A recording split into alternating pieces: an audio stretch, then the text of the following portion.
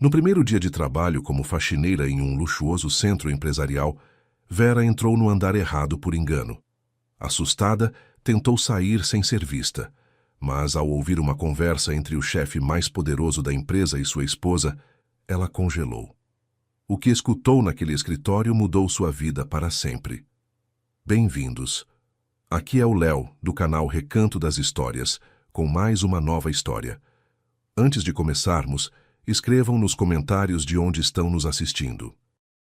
Vera, seu andar é o 21º, mas não fique olhando os outros, disse a administradora Zenaide Carvalho em tom de advertência.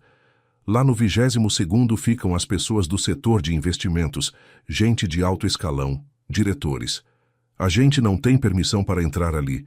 Eles têm sua própria equipe de limpeza. Entendi. Sim, respondeu Vera baixinho, ajeitando a gola do uniforme.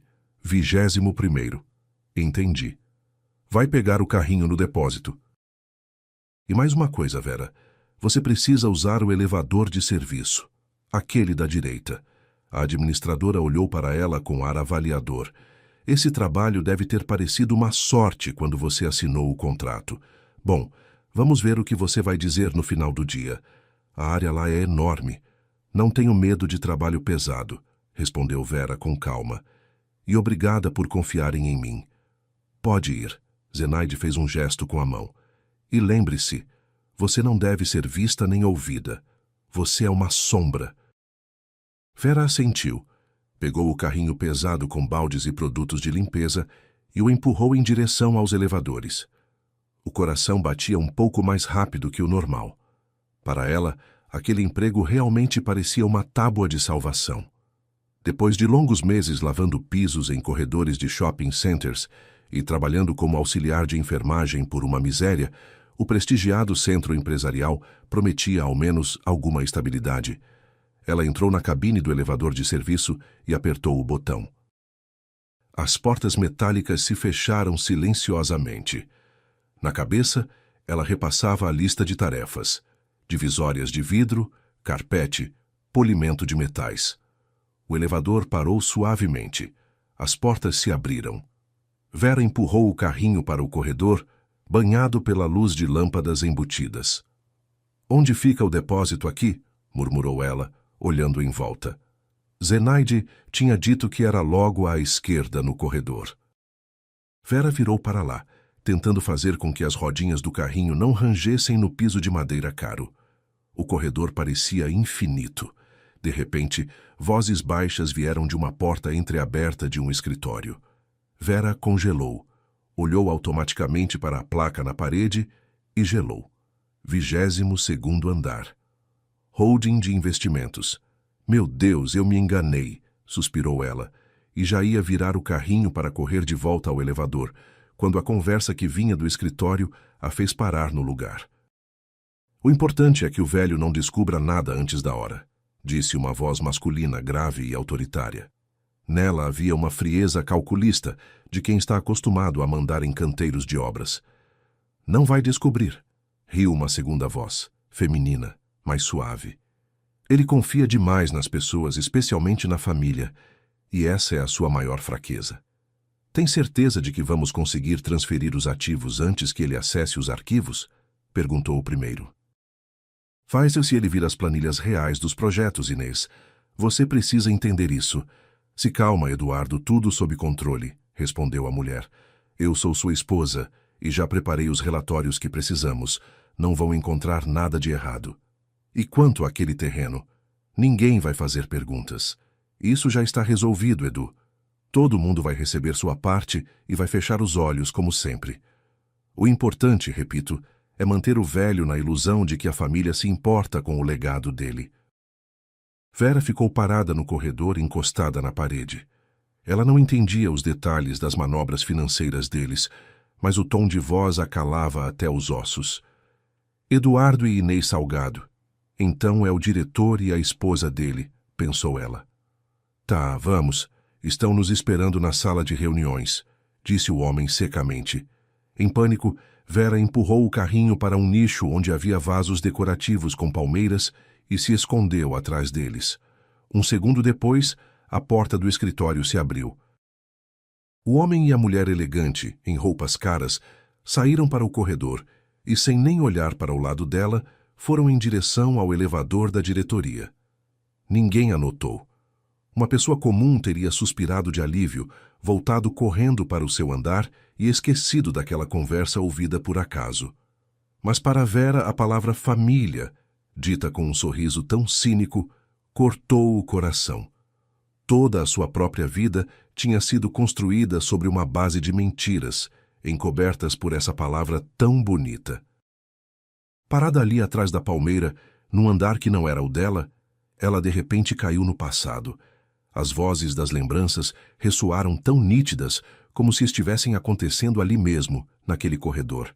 Natália, me escuta, implorava o pai, Eugênio. Eu juro para você, essa foi a última garrafa. Parei de beber. Amanhã mesmo vou procurar emprego na fábrica. Eugênio, você fala isso há 10 anos, chorava a mãe. Você bebeu tudo. Com que eu vou alimentar a Vera? Com que dinheiro vou comprar roupa para a escola? Eu vou resolver tudo, Nath. Vou resolver tudo, murmurava o pai. E na voz dele havia a mesma falsidade dos empresários de minutos atrás. E claro, ele não resolveu nada, e a mãe escondeu as dívidas dele por décadas. Verinha, filha, sussurrava Natália nas noites na cozinha. Não conta pra ninguém que essas pessoas vieram aqui. Isso é segredo da nossa família. O papai só cometeu um deslize. Depois veio Rodrigo, seu primeiro namorado. Ver o que você está inventando. Ele ria, escondendo o celular no bolso. Que Cláudia? Ela é só minha colega. A gente estava discutindo um projeto. Você se atormenta por causa da sua insegurança. E depois descobriu-se que ele namorava aquela colega por quase 6 meses, enquanto Vera escolhia o vestido de casamento. E agora, Sérgio, seu marido. Ver, vou me atrasar hoje. Tá uma loucura no trabalho. O chefe pediu para fechar o balanço, disse ele na noite anterior. Mas ao fundo se ouvia claramente o som de bolas de bilhar batendo. Ele mentia cada vez mais, em coisas pequenas. Vera levou as mãos ao rosto. As lembranças vieram com força implacável, levando-a ainda mais para a infância, para a época em que o pai gritava no corredor e ela se escondia na cozinha escura. Ei, gordinha! Gritava o Vitinho da turma paralela. Comeu o refeitório inteiro de novo, não deixou nem pão para nós. Cuidado, a estante tá rolando, riam as garotas no recreio. Uma lembrança desagradável a atingiu como um golpe no estômago. 6ª série, aula de educação física. Vamos, 6º B, em fila, comandava o professor Vitor Santos. Vamos fazer o teste da corrida de ida e volta. Vera, por que você está sempre no final da fila? Vamos para a linha de partida. Vera correu. Sentia que os pulmões iam explodir. O rosto ardia de suor e vergonha. Chegou em último lugar, respirando com dificuldade. Abra um caminho para a máquina pesada, gritou Diego Soares e começou a bater palmas lentamente, de forma irônica. Bravo, Vera! Não teve terremoto no caminho. Diego, pare de rir, tentou repreender o professor, mas a turma toda já se dobrava de tanto rir. Mamãe, eu não aguento mais, soluçava Vera depois, fechada na cabine apertada do banheiro da escola. E depois veio a 8ª série, o baile de fim de ano. Verinha, vai lá. Sua amiga Larissa a empurrava de leve. Olha que roupa linda você está usando. Chama o Igor para dançar agora na valsa. Vera se aproximou, hesitante, do garoto alto e bonito. Vamos dançar? Ela conseguiu dizer, sentindo as mãos suarem. Igor olhou para ela com desprezo. Um silêncio se instalou em volta. Eu não danço com armário, disse o garoto bem alto, para que todos os amigos dele ouvissem. O salão explodiu em risadas. Vera não se lembra como conseguiu sair correndo para a rua. Caminhou para casa a pé, sob um temporal, e as lágrimas se misturavam com a chuva em seu rosto.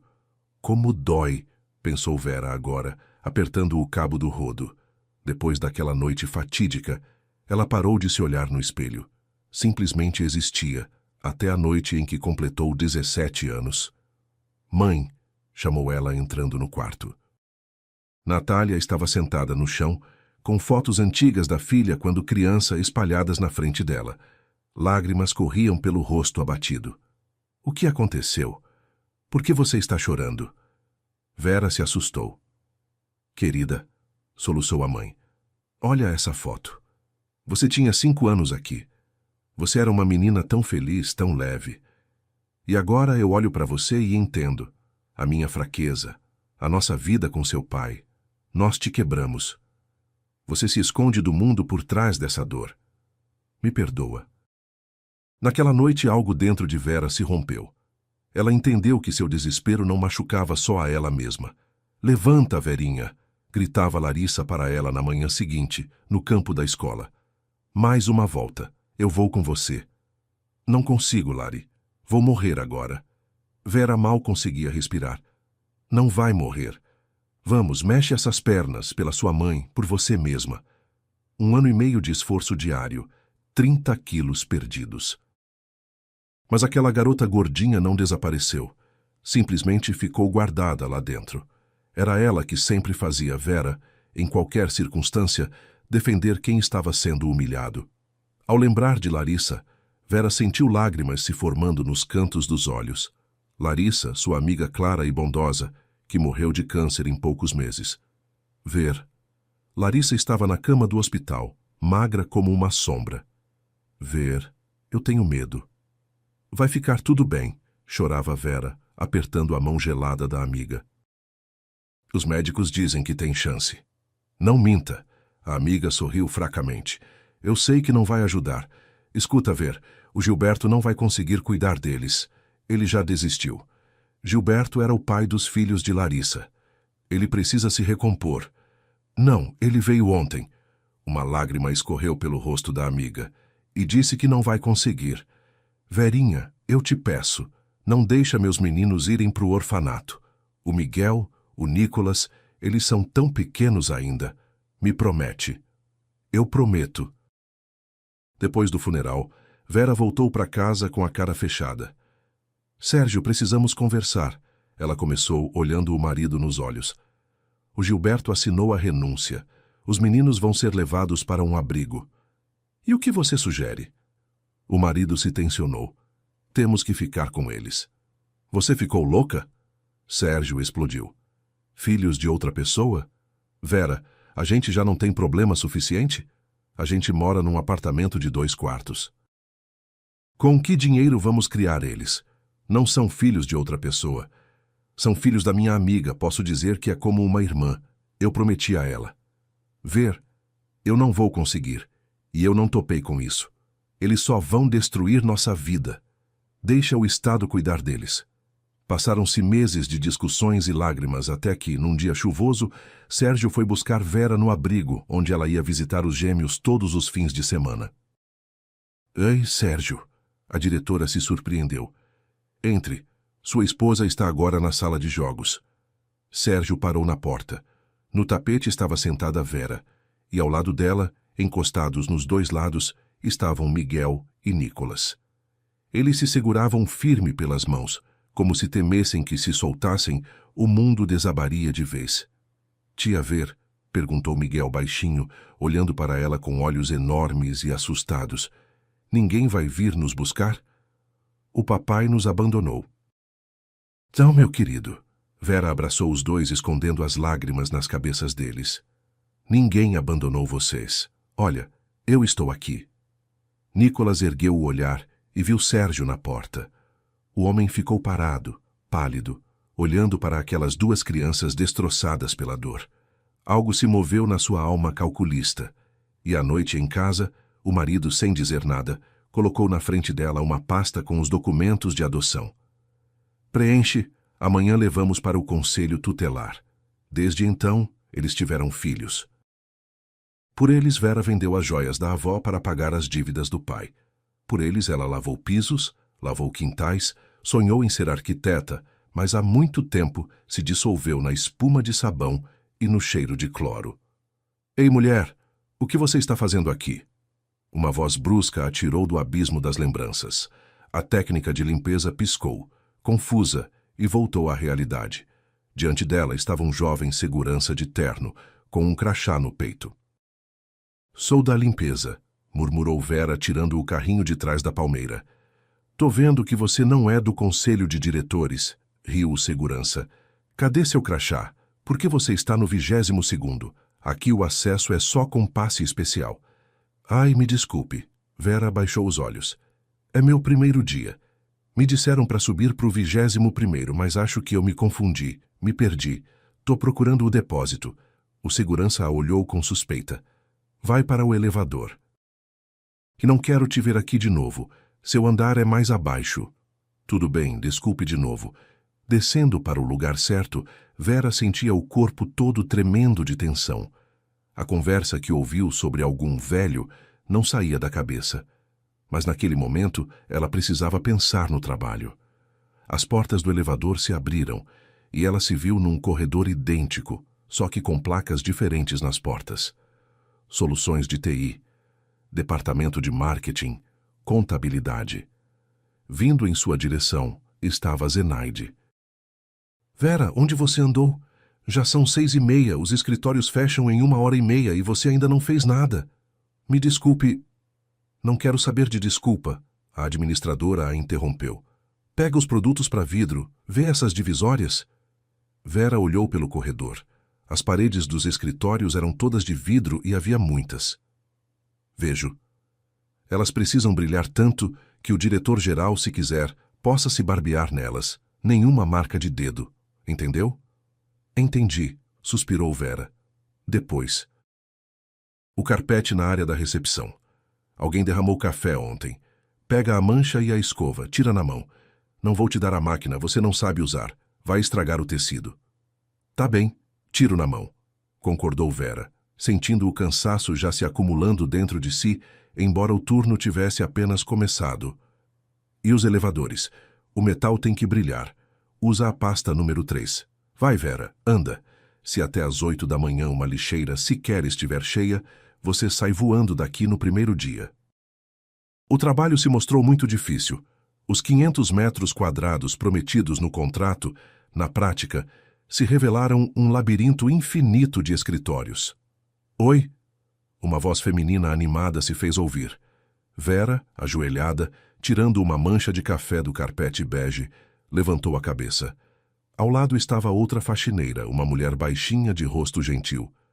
Oi, você é nova? Eu sou a Glória, trabalho no 20º. A Zenaide me mandou ajudar com o lixo, porque parece que você não vai terminar nem até a noite. Vera, ela respondeu com gratidão, limpando o rosto com a luva de borracha. Obrigada, Glória. Eu pensei que ia enlouquecer com essa área toda. Ai, Vera. Glória começou a trocar com habilidade os sacos das lixeiras embaixo das mesas dos funcionários. Eles enganam no contrato, colocam só a área útil e as áreas comuns, corredores, salas de reunião e descanso entram de bônus. Vai se acostumando. O importante é cuidar das costas. Eu tento. Vera esfregava a mancha com a escova dura. Tenho 2 meninos em casa, então não posso ficar sem esse trabalho. Filhos são uma coisa boa, sorriu Glória. É por eles que a gente carrega esse fardo. Eu tenho uma filha entrando na faculdade esse ano. Também faço bico aqui. Você só evita cruzar com os chefes. Aqui o povo é nervoso, arrogante, podem gritar do nada só porque você passou perto com um balde. E eu hoje...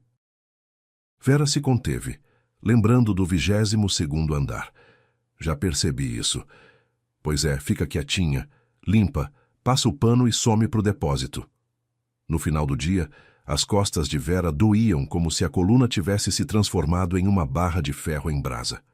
Os braços vibravam pela tensão constante de torcer panos e polir superfícies. Ela estava sentada no depósito pequeno e apertado, trocando de roupa. Bateram na porta. Vera, posso? Zenaide apareceu. O tom dela estava um pouco menos áspero que de manhã. Sim, entre. A administradora olhou para a mulher cansada. Eu verifiquei o andar. Vidros limpos, café tirado, sem lixo. Você se esforçou bastante. Eu me esforcei, disse Vera baixinho. Então é assim.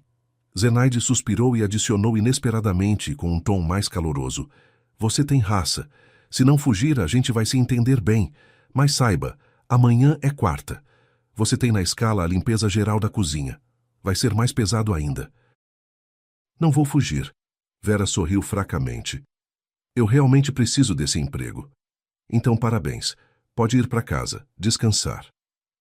Saindo pelas portas de vidro do centro empresarial para a rua à noite, Vera respirou o ar fresco da noite.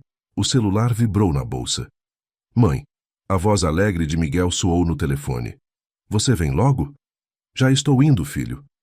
O rosto dela se aqueceu na hora, e a dor nas costas pareceu ficar em segundo plano.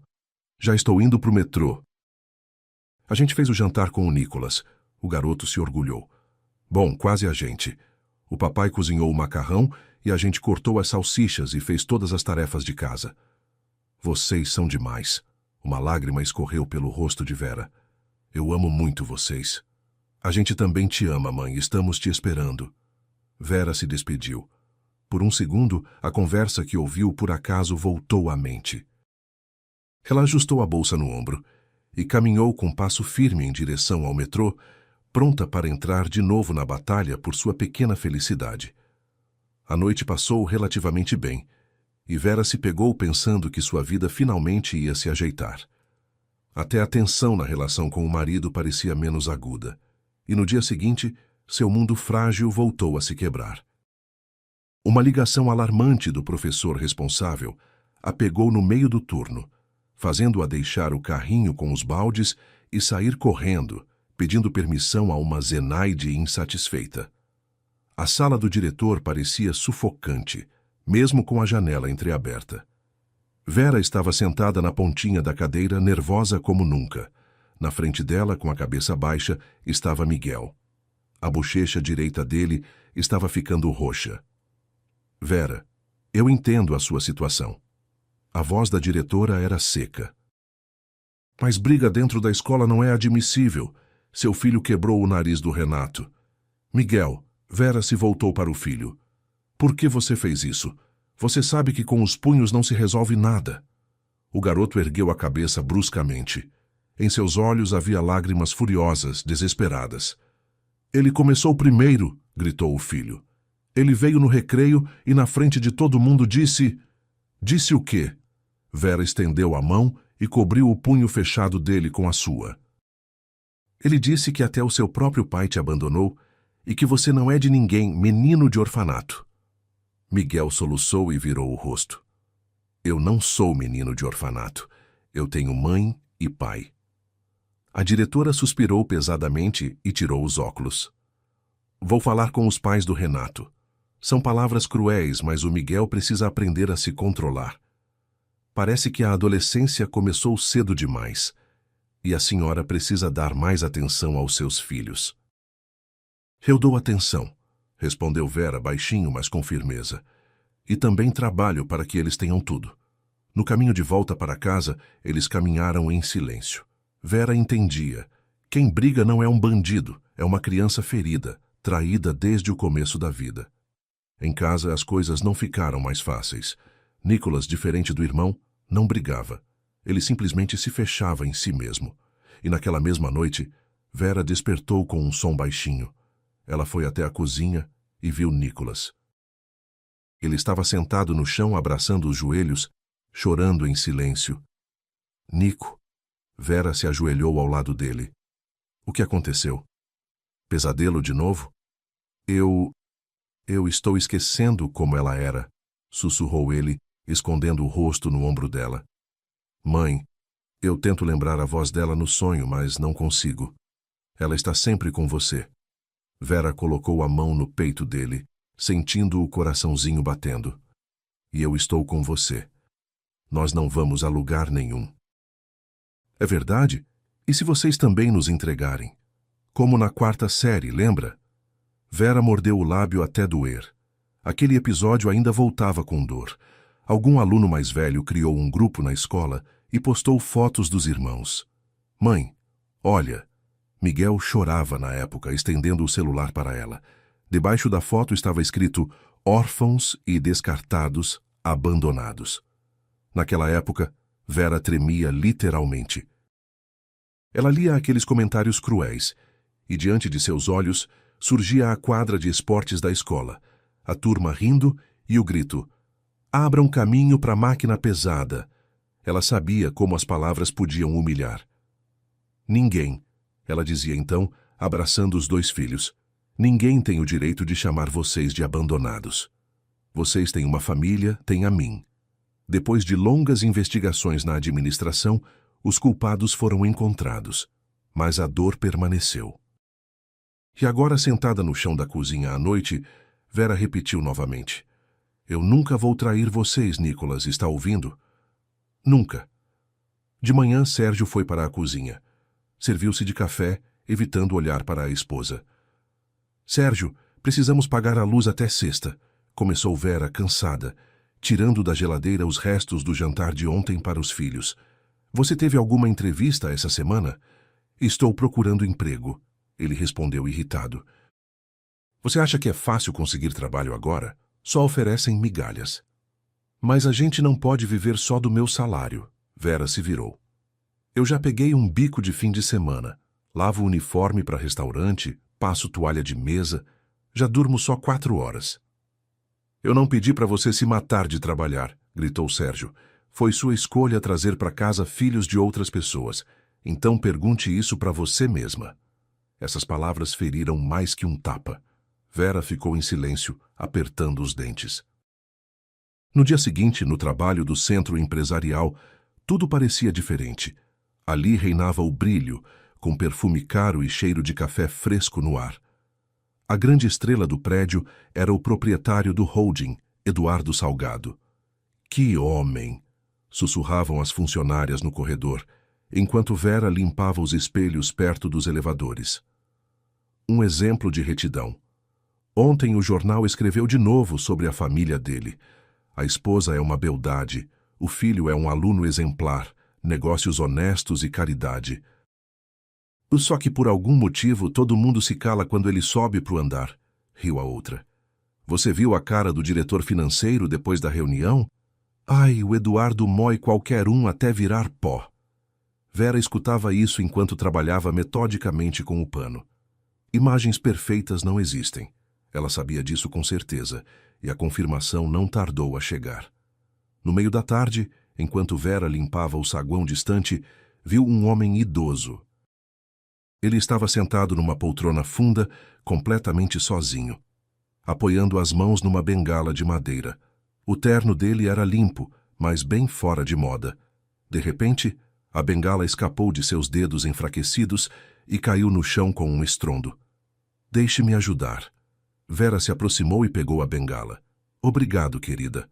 O senhor a olhou com olhos surpreendentemente claros, mas cheios de tristeza. "Aqui, eu sou como um fantasma." "Que isso? Todo mundo só está ocupado." "O senhor está esperando alguém?" Vera se sentou ao lado dele para limpar a mesinha. "Estou esperando meu filho, Eduardo", riu o senhor amargo. "Meu nome é Nicolau Salgado." Vera congelou. "O senhor é o pai dele? Mas por que está esperando aqui, no saguão?" "A secretária disse que ele está ocupado em reunião." O senhor sacudiu a cabeça. "Sabe, fui eu que fundei essa empresa. Eu construí as primeiras fábricas. E agora marco audiência com meu próprio filho, com uma semana de antecedência. E mesmo assim, fico esperando no corredor." "Como isso pode ser?" Vera se indignou sinceramente. "Ele fala sempre nas entrevistas sobre valores familiares." "Ah, palavras não custam nada. É só um embrulho bonito para o vazio." Naquela noite, voltando para casa, Vera começou a procurar seus antigos atestados médicos e, por acaso, encontrou uma pasta na gaveta no fundo da mesa do marido. "O que é isso?" Ela sussurrou, abrindo os documentos. Havia extratos bancários ali. Sérgio não estava desempregado. Ele trabalhava informalmente havia vários meses. Na conta havia uma quantia considerável, mas o mais terrível estava escondido sob os extratos. Um contrato de empréstimo de R$ 200.000 em nome de Sérgio, mas tomado durante o casamento, o que significava que, por lei, essa dívida cairia também sobre os ombros dela. A porta bateu. O marido tinha voltado. Vera saiu para o corredor com os papéis nas mãos. "Sérgio, o que é isso?" O marido empalideceu ao ver a pasta, mas logo passou ao ataque. Por que você está bisbilhotando minhas coisas? E você pegou um empréstimo em segredo? Como você pôde colocar essa dívida em nós? Você trabalha, guarda dinheiro em segredo da família? Sim, porque você gasta todo o dinheiro com esses órfãos. O marido rugiu jogando a jaqueta no puff. Eu quero uma vida normal, quero um carro. Meu pai fazia a mesma coisa. Vera se sentou no banquinho, sentindo o quarto girar diante dos olhos. Ele mentia para a mãe, acumulava dívidas. Você está repetindo tudo isso. Você é uma traidora. Ele disparou, olhando para ela com desprezo. Uma fracassada gorda e cansada, com filhos dos outros pendurados nas costas.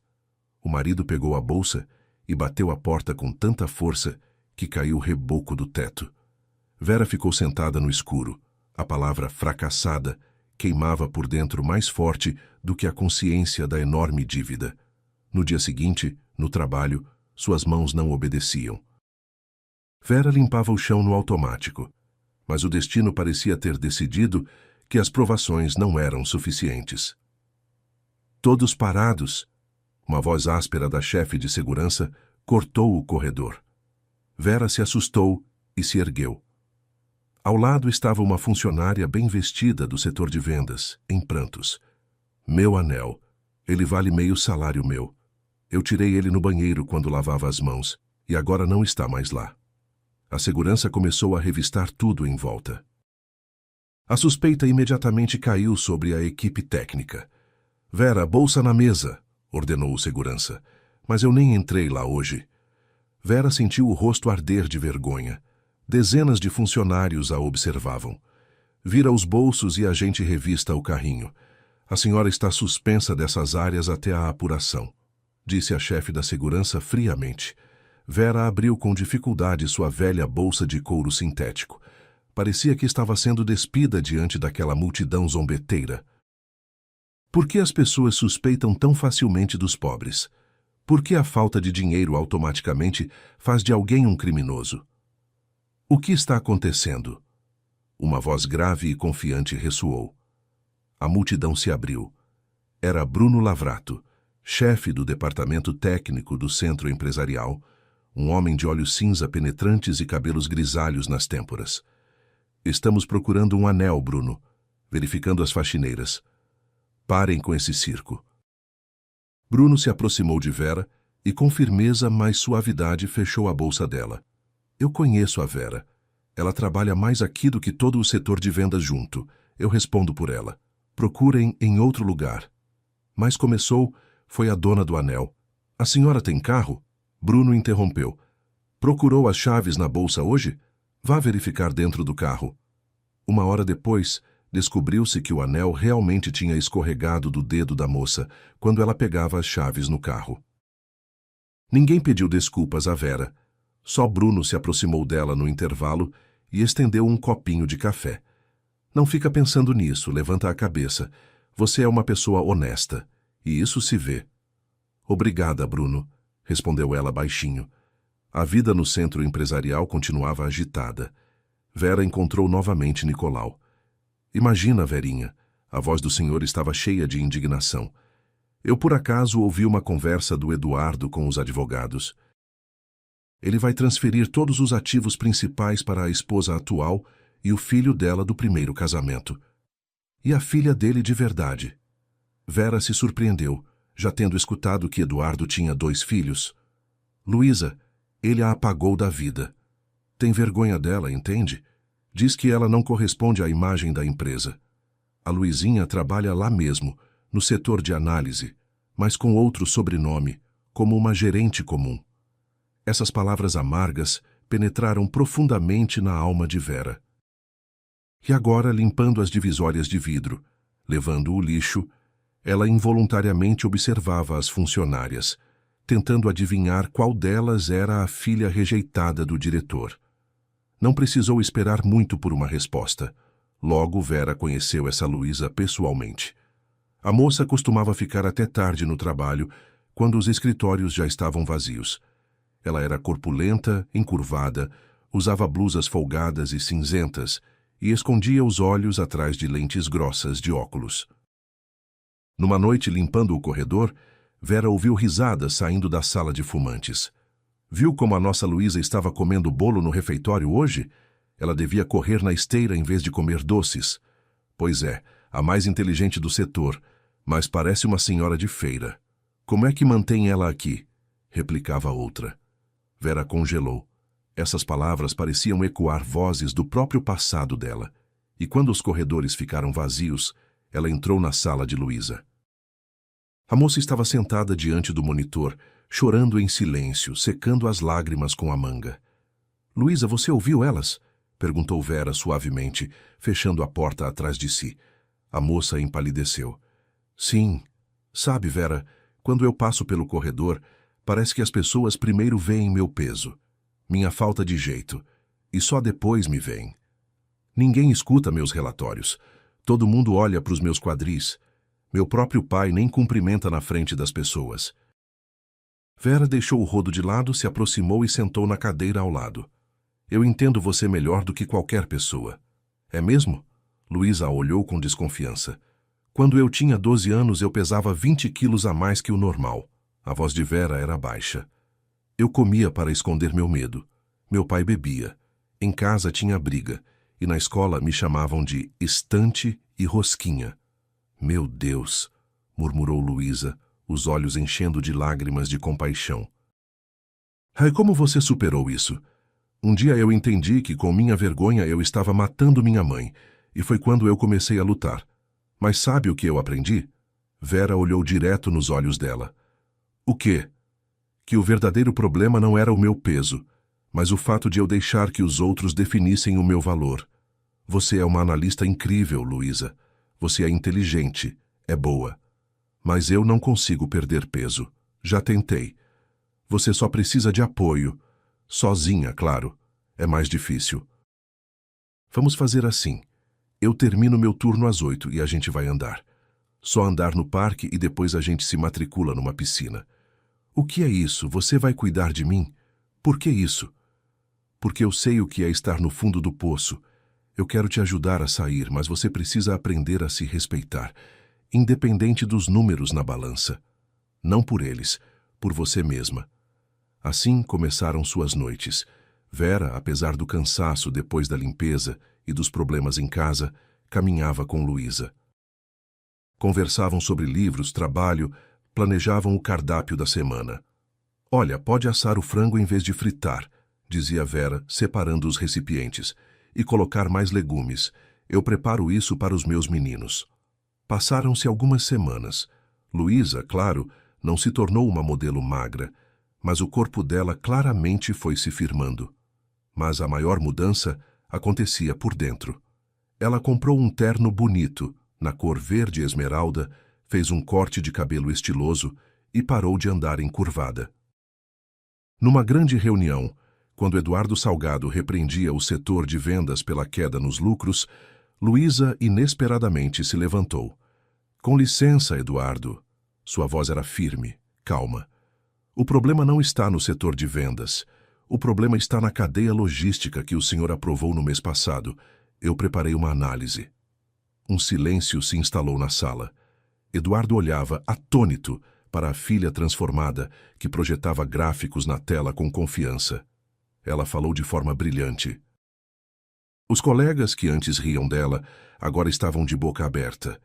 E à noite, naquele mesmo dia, Nicolau encontrou Vera saindo do prédio. O rosto do senhor brilhava de orgulho. Viu minha neta? Verinha, isso é um milagre.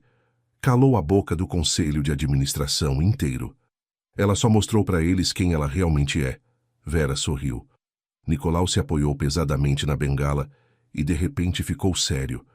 Sabe, Vera, eu preciso te contar uma coisa. Você salvou minha Luísa.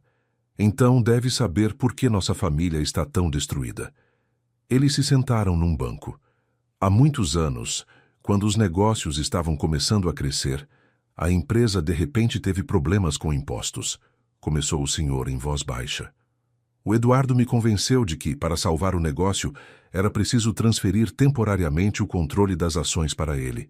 Eu confiei no meu filho, assinei os papéis. E ele não os devolveu? Vera arregalou os olhos. Não, Nicolau sacudiu a cabeça. Ele disse, pai, você já está velho, não entende as realidades de hoje. Eu vou te pagar uma pensão. Assim ele roubou o trabalho da minha vida inteira. O filho me traiu e ainda apagou a própria filha. A nova família dele é só uma fachada, por trás da qual existe vazio e ganância. Vera escutava e sentia o quanto suas vidas eram parecidas. Seu pai mentia para a mãe, Sérgio mentia para ela, Eduardo mentia para o próprio pai. A mentira destruía gerações inteiras, mas agora Vera sabia. Esse ciclo podia ser rompido. A gente vai conseguir. Ela tocou no ombro dele com confiança. A verdade é sempre mais forte. O cansaço se acumulava no corpo como um peso de chumbo, mas Vera caminhava firme pela rua ao anoitecer, apertando no bolso da jaqueta a lista de compras para os meninos. Caía uma chuva fina. Passando pelas janelas panorâmicas de um restaurante caro, ela acidentalmente olhou para dentro e o coração disparou de ansiedade. Logo ficou difícil respirar, pois ali, a uma mesa iluminada por uma luz suave, estava seu marido, que dizia não ter um tostão e que sofria com a incompreensão dela. Agora Sérgio não parecia sofrer nada. Ele ria, servia vinho numa taça para uma morena elegante de vestido vermelho que acariciava de forma sedutora a mão dele sobre a mesa. Vera empurrou a porta do estabelecimento e nem percebeu como acabou entrando. Desculpe, a quem a senhora procura? Tentou detê-la o gerente, observando sua jaqueta simples e encharcada de chuva. Ao meu marido, respondeu Vera com a voz embargada, passando direto por ele em direção à mesa. Sérgio ergueu os olhos e o sorriso lentamente desapareceu do rosto. A morena ergueu a sobrancelha, descontente. Sérgio, então é essa a sua entrevista da noite. É para aqui que vai o dinheiro daquele empréstimo, que eu também vou ter que pagar. O que você está fazendo um escândalo? Sérgio tentou manter as aparências, embora as bochechas estivessem ficando vermelhas. Vai para casa, não me envergonha. Quem é essa, sua esposa? Perguntou a moça de vermelho com desdém. Aquela faxineira histérica com quem você está se divorciando? Se divorciando? Vera riu amargamente, sentindo que dentro dela a última corda que a ligava àquele homem se rompia. Não, querida moça. Sou eu que estou me divorciando dele. E te aconselho a cuidar bem da sua carteira. Esse homem vive de mentiras. Cai fora daqui, exclamou o marido, levantando-se de um salto. A culpa é toda sua. Você me trocou por órfãos de outras pessoas. Não se atreva a chamar meus filhos de órfãos, disse Vera. O marido recuou involuntariamente. Amanhã eu pedir a separação, e você não precisa voltar para casa. Suas coisas vão estar em sacos na escada. Ela se virou e saiu para a chuva. Já não sentia dor. Há muito tempo sentia apenas vazio e uma clareza absoluta. O divórcio que se aproximava foi como uma luta longa e exaustiva, sem regras. A senhora entende, Vera, que dívidas contraídas durante o casamento se dividem pela metade, dizia a advogada separando os papéis. Seu marido afirma que os R$200 mil foram gastos com as necessidades da família, com reforma, com os filhos. Isso não é verdade. Vera mordeu o lábio em desespero. A gente não fez reforma há 5 anos e os meninos usam roupas que os vizinhos doam. Vou trazer notas fiscais do supermercado. Vou provar que ele transferia dinheiro para outras contas. Provar isso vai ser muito difícil.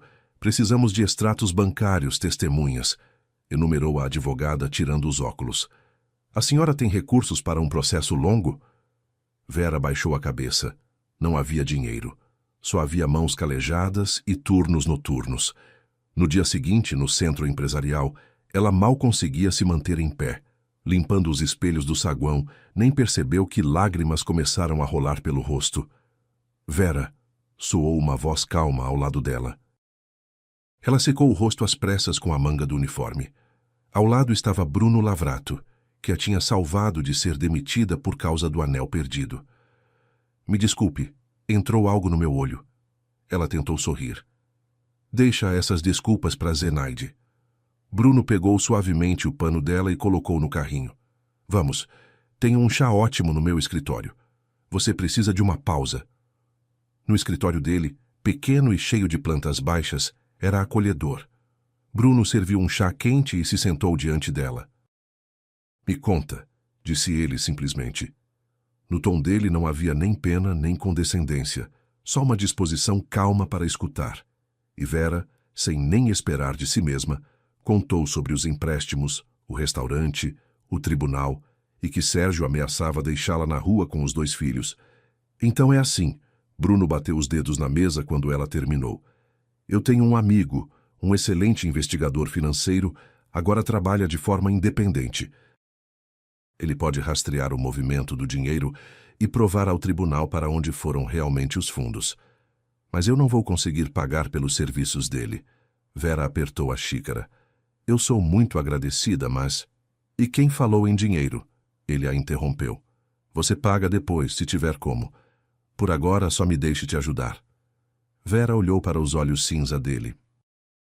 Depois da traição do marido, ela tinha jurado nunca mais confiar em ninguém, mas ao lado daquele homem, sua defesa interior começava a rachar. Obrigada, respondeu ela, quase sem voz. Enquanto isso, no 22º andar, se desenrolava o próprio drama da família Salgado. Vera lavava o chão no escritório no silêncio da noite, quando a porta do setor de análise se abriu de repente e Luísa saiu correndo de lá. A moça estava pálida como um lençol. Luísa, o que aconteceu? Vera deixou o rodo de lado e correu até ela. Ele está me demitindo.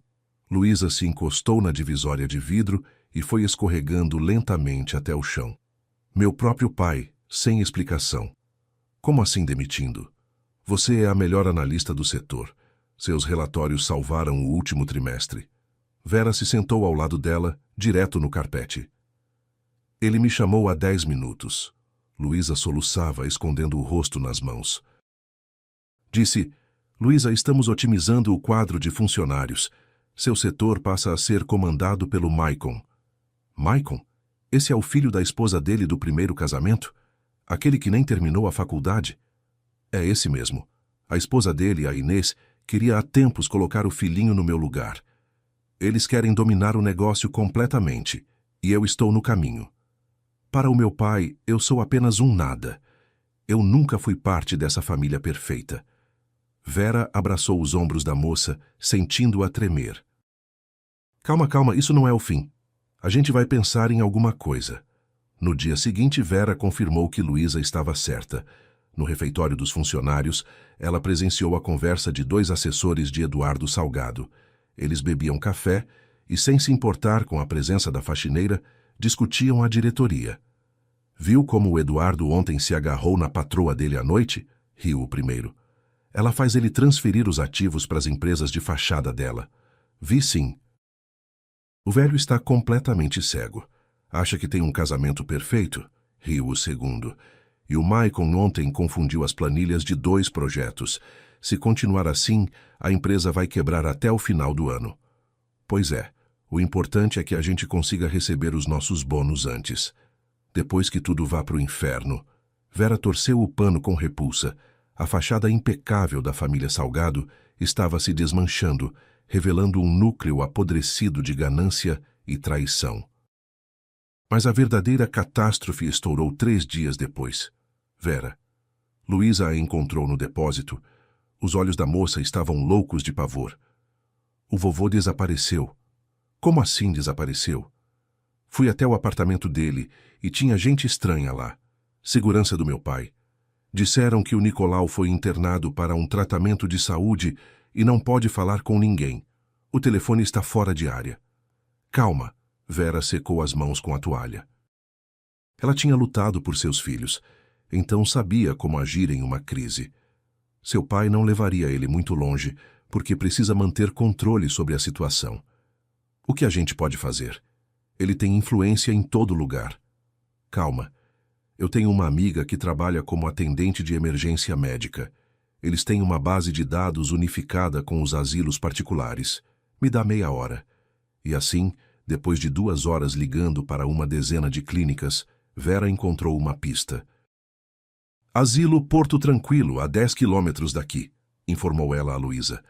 Funciona como um sanatório fechado. Vamos lá hoje à noite. O asilo as recebeu com cercas altas e segurança nada hospitaleira. Passe?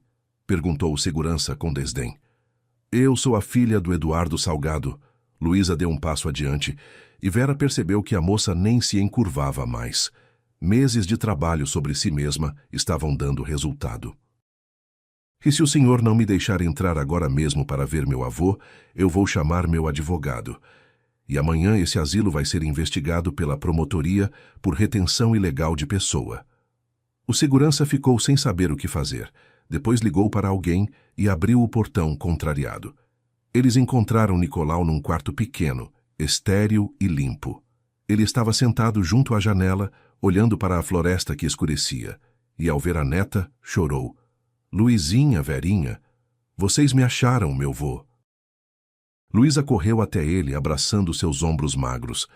Por que ele fez isso? Eu comecei a fazer muitas perguntas, respondeu o senhor sem ânimo, acariciando os cabelos dela.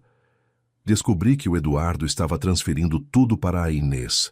Ameacei ir ao conselho de administração e contar como ele me tomou a empresa por engano há muitos anos. Mas o senhor não tem provas, interveio Vera gentilmente, sentando-se ao lado. O senhor mesmo disse que assinou os documentos voluntariamente. O senhor sorriu de repente com malícia. O Eduardo pensa que não existem mais papéis. Pensa que destruiu tudo, mas ele esqueceu do meu velho amigo. Que amigo? Perguntaram as duas visitantes ao mesmo tempo. O tabelião Inácio. 30 anos atrás, quando a gente salvou o negócio às pressas, o Inácio fez um contrato de administração fiduciária sobre 40% das ações do holding. O Eduardo estava com tanta pressa na época, assinava papéis aos montes, sem nem se aprofundar nas questões jurídicas, achando que era só uma doação comum.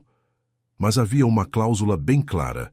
Em caso de falência intencional, retirada oculta de ativos ou transferência de patrimônio a terceiros, sem o meu consentimento por escrito, a autorização de gestão se anula e as ações voltam para mim. E onde está esse contrato? Luísa arfou. Está tudo com o Inácio. Esses anos todos o Eduardo nem se lembrou das assinaturas que fez, certo de seu poder ilimitado. Luizinha, parece que você precisa visitar o Inácio. O documento está lá. Ao mesmo tempo, para Vera começava uma nova vida.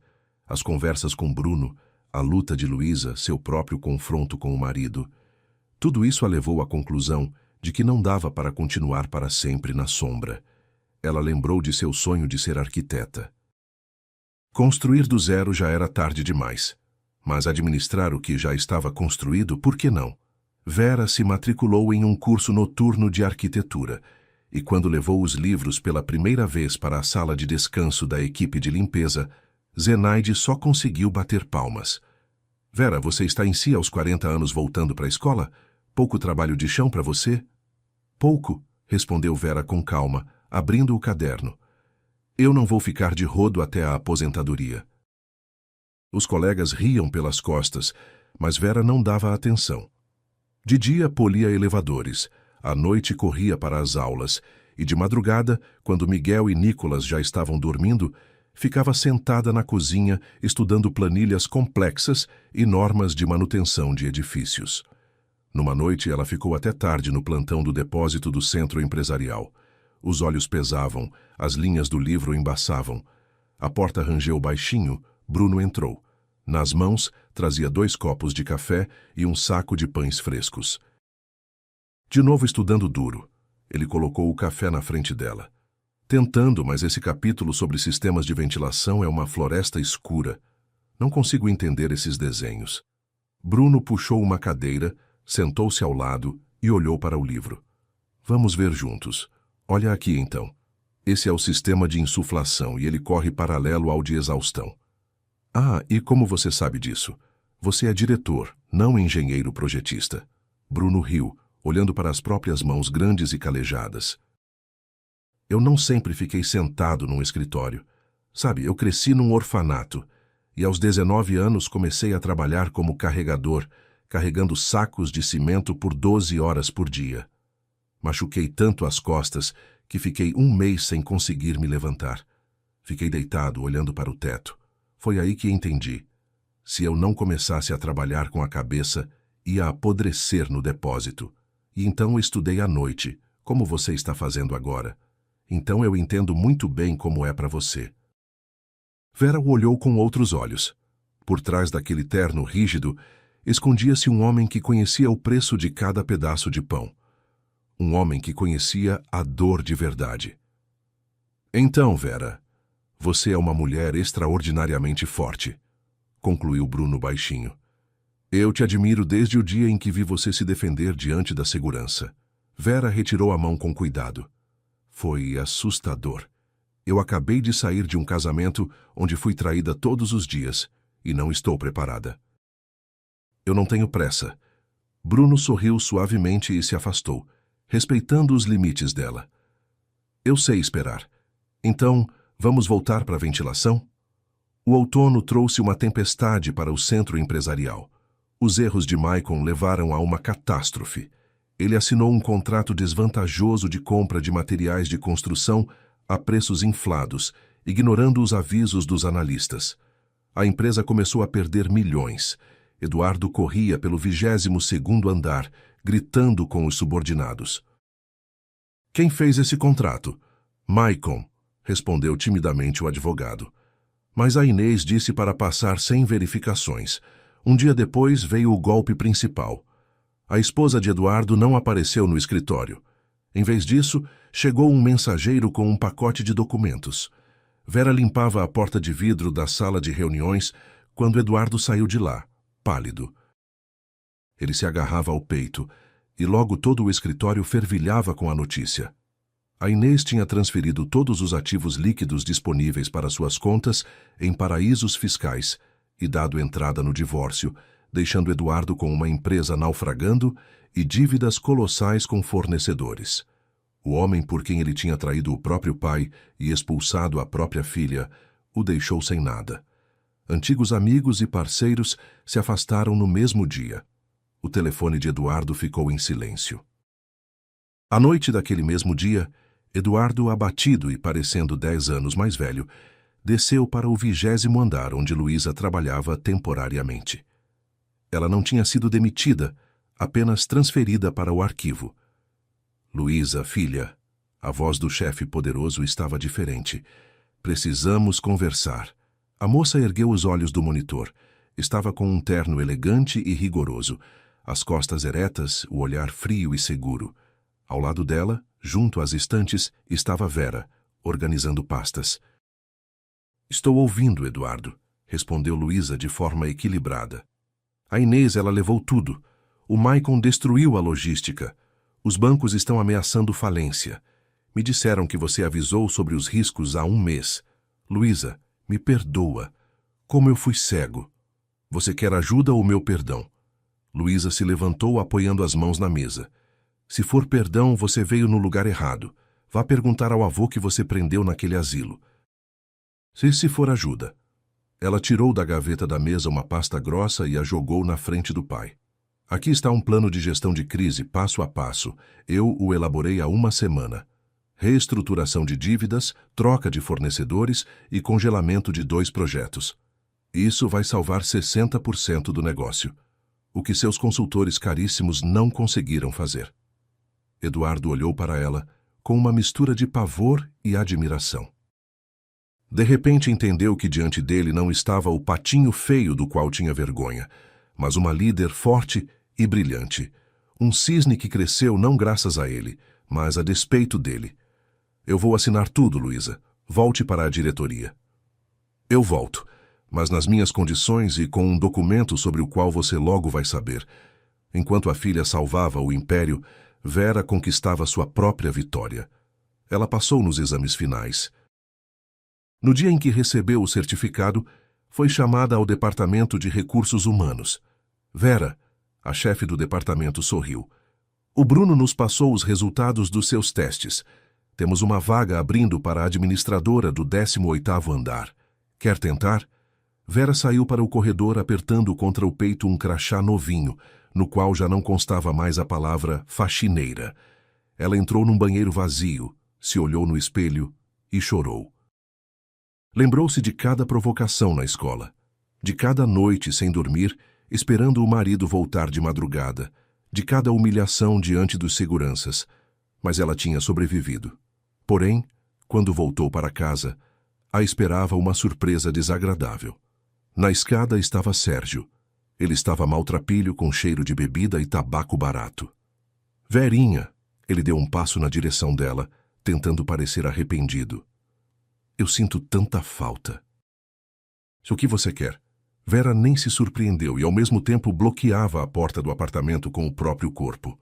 A Carla me jogou fora, levou o carro, me expulsou.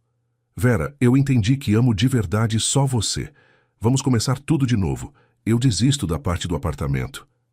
Eu sei que pedi a metade, mas concordo só em voltar. A parte do apartamento, Vera deu uma risada amarga. Meu advogado recebeu ontem os documentos do registro. O apartamento foi comprado com o dinheiro que herdei da minha avó. Você não tem direito nenhum sobre ele. E o tribunal já reconheceu isso. Sérgio mudou de expressão. Você não pode me expulsar. Para onde eu vou? Para o mesmo lugar que você tentou me mandar com os meus filhos. A rua. Como você é cruel, exclamou ele. Você sempre foi uma carreirista sem coração. Eu só deixei de ser uma vítima. Adeus, e não venha mais aqui. As crianças não querem te ver. Ela fechou a porta na cara dele, e por primeira vez na vida não sentiu nenhum pingo de culpa. Alguns dias depois, no escritório de Eduardo Salgado, aconteceu algo que ninguém esperava. À longa mesa estavam os advogados, Luísa e o próprio Eduardo. A porta se abriu e entrou apoiando-se pesadamente na bengala, Nicolau. Ao lado dele estava o tabelião. Olá, filho, disse o senhor com calma. Eduardo empalideceu. Pai, como você... Luísa, isso foi obra sua? Não, Eduardo. Knácio colocou na mesa uma pasta amarelada pelo tempo. Isso é assunto da lei. O senhor violou uma condição essencial do contrato de administração fiduciária de 96. O senhor permitiu a retirada secreta de ativos líquidos para uma conta offshore da Inês, sem o consentimento do seu pai. As autorizações foram anuladas. 40% das ações voltaram oficialmente para o Nicolau. Toda a família já está informada. Tios e primos ficaram do lado do pai. Eduardo se afundou na cadeira, cobrindo o rosto com as mãos. Estava destroçado. A esposa o traiu, o negócio à beira do abismo. E agora, ainda por cima, o próprio pai vinha acabar com ele, tomando o que restava. E o que você quer? Perguntou ele sem ânimo, sem tirar as mãos do rosto. Me destruir, se vingar pelo asilo, leva tudo. Nicolau se aproximou e olhou para o filho derrotado. Eu não quero vingança, filho. E dinheiro, na minha idade, já não me importa mais. Pode ficar com as ações. Eduardo ergueu a cabeça bruscamente, sem acreditar nos próprios ouvidos. O quê? Mas eu tenho uma condição. O empresário idoso bateu a bengala no chão. Amanhã você vai reunir todos os funcionários e reconhecer publicamente, diante de todos, que o império foi construído sobre uma ideia minha que você se apropriou por engano. Você vai reconhecer que apagou a Luísa da sua vida. Ela foi a única que te salvou do colapso. Eu preciso de honestidade.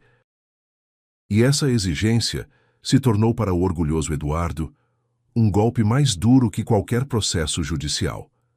Reconhecer sua própria insignificância diante dos subordinados. Vera observava essa cena pela porta entreaberta. Luísa tinha pedido que ela estivesse ali naquele dia para apoio moral. E, de repente, Vera teve uma revelação.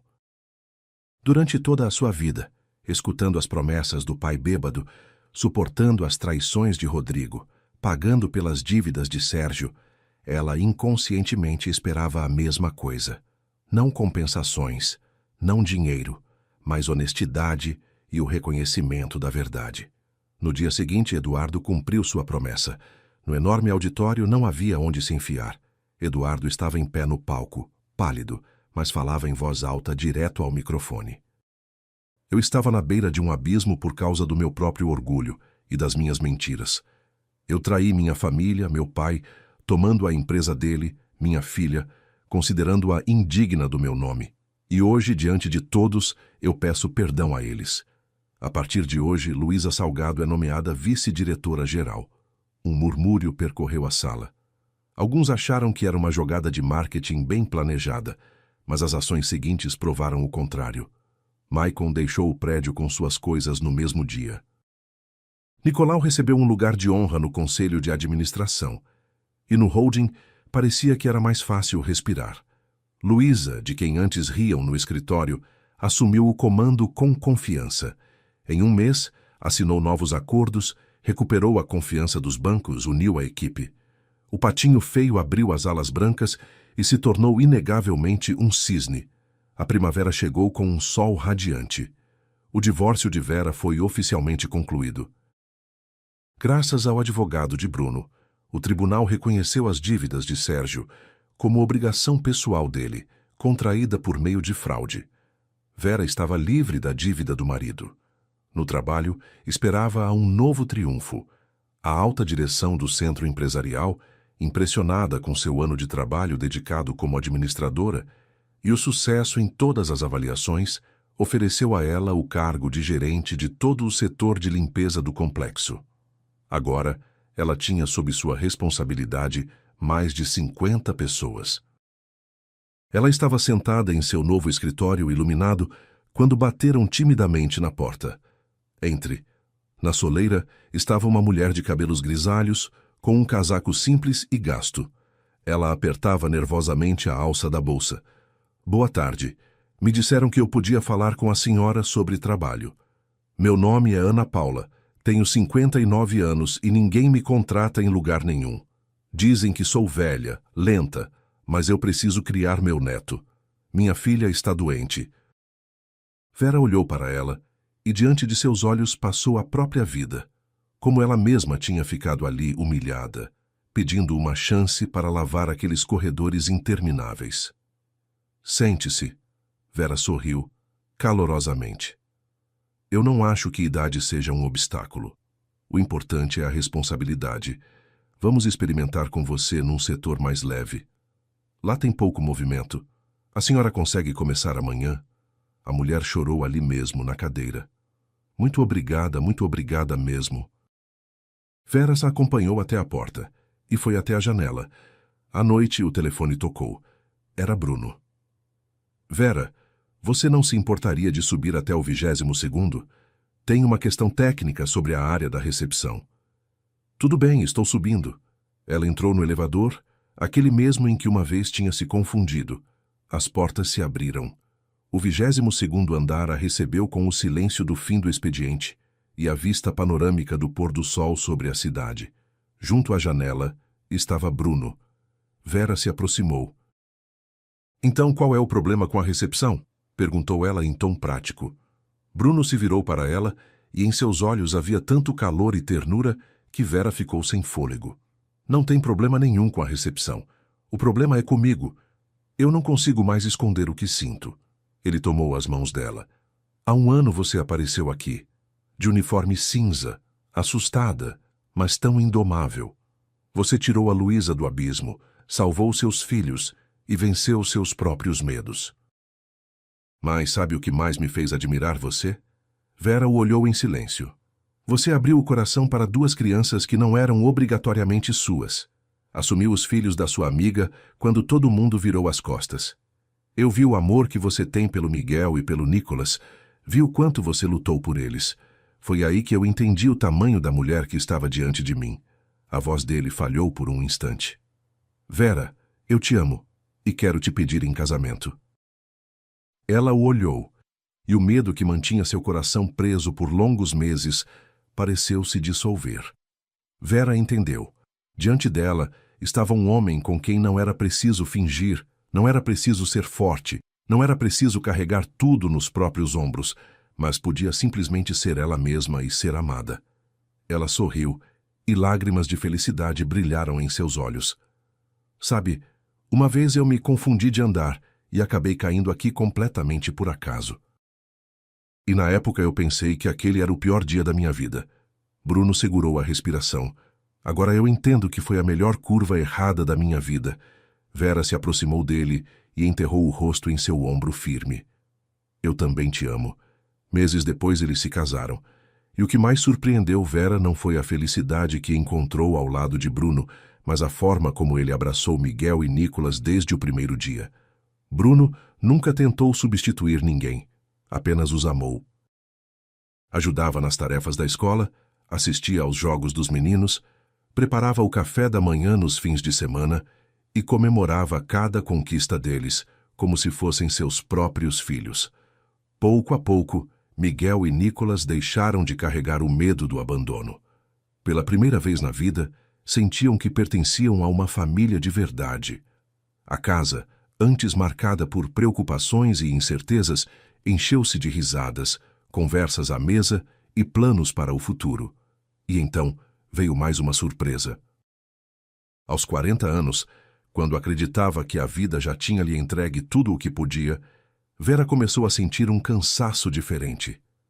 Depois de alguns exames, saiu do consultório segurando o resultado com as mãos trêmulas. Estava grávida. Quando contou a notícia, Bruno a abraçou tão forte que ambos começaram a rir e chorar ao mesmo tempo. Miguel e Nicolas comemoraram como se tivessem ganhado o melhor presente do mundo. A chegada daquele bebê não dividiu a família. Apenas tornou ainda maior o amor que já existia dentro dela. E alguns meses depois, Vera foi nomeada gerente do serviço de manutenção de todo o gigantesco complexo. Ela caminhava pelos corredores de mármore brilhante não como uma sombra, mas como dona legítima daquele lugar, deixando para trás anos de humilhação, mentiras dos outros e suas próprias dúvidas. Ao voltar para casa todas as noites, encontrava Bruno, os meninos e a nova vida que haviam construído juntos. Uma família imperfeita, mas verdadeira. Uma família que nasceu da coragem, da lealdade e do amor. Adiante havia apenas a vida, construída sobre uma fundação de verdade absoluta e, é claro, do amor que ela sofreu para conquistar e mereceu com cada célula de sua alma. Se vocês gostaram dessa história, espero que não seja incômodo me apoiarem com um like. Para mim isso é muito importante. Tudo de bom.